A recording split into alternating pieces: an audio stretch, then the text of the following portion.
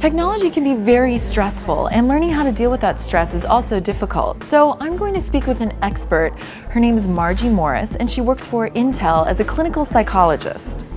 I would love to hear exactly what your expertise and study is in. I study the emotional needs that can be met through technology, and I try to apply those findings to health technologies and a broad array of other technologies, from laptops to phones and software. How did you get into that field? In my dissertation, I was studying the way that people respond to architecture and sunlight, and then I started to realize that part of our environment is our technology. You know, we spend a lot of time working one-on-one with people, but through technology you can apply some of these same techniques and reach lots more people. You are working on a mobile application. Yeah. And could you tell me a little bit about that? It's an application I've been calling the mood phone, or sometimes there's a recent article with the title of mobile therapy.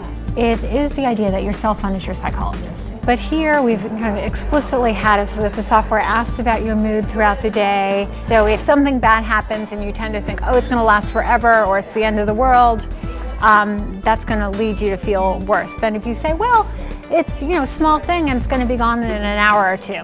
So how does this app calm you down? The phone, using experience sampling, would pop up a little mood map throughout the day. Say, how are you feeling? If you said you were feeling stressed, it would offer a series of interventions, including things like breathing exercises, these questions about how you're interpreting things, questions like, is this worth my attention? What might she be thinking and feeling? What are our shared goals? This mobile application that you're researching has not been released yet, so what are some tips and rules that you would suggest abiding by to kind of help you relieve stress?